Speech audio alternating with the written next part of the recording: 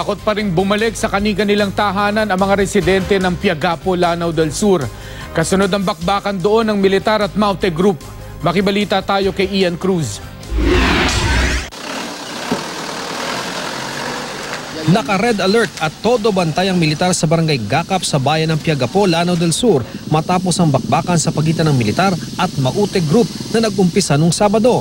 Sa bundok dito sa aking likuran nagkuta umano ang mga miyembro ng Maute Group kaya naman nang makaengkwentro sila ng tropa ng militar at tumindi ang bakbakan, ang mga residenteng narito ay natakot at lumikas mula rito sa kanilang mga bahay.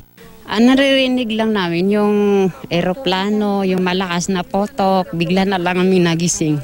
Sabado na madaling araw na magsimulang umatake ang militar sa kampo ng terorisang Maute Group, nagdeklara na ng state of calamity sa 10 apektadong barangay ang munisipyo ng Piagapo. Nagsagawa na rin sila ng relief operations. Nasa 416 na pamilya o higit 1,800 na katao ang lumikas na kung hindi man nasa evacuation center ay nakikitira sa mga kaanak sa iba't ibang lugar. Sa bayan naman ng Wato, Balindong, 140 na pamilya o 660 na katao naman ang apektado ng bakbakan. Ayon sa alkalde ng Piagapo, isang residente na kinilalang isang imam ang nagdala sa Maute Group sa kanilang bayan pero napatay sa bakbakan nung Sabado ang imam.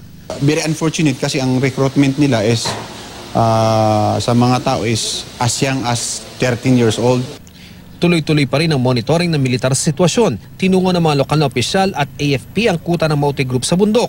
Nakita roon ang maraming fax holes, pati na ang iba't ibang gamit ng grupo gaya ng mga pampasabog. May watawat din ang katulad sa ISIS.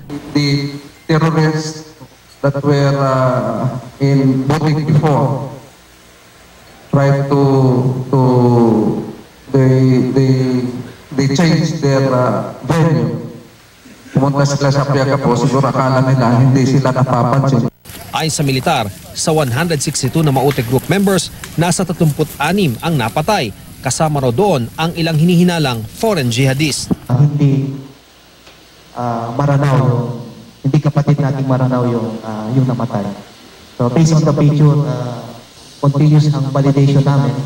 May mga report na may mga foreign jihadists na namatay. Ian Cruz, GMA News.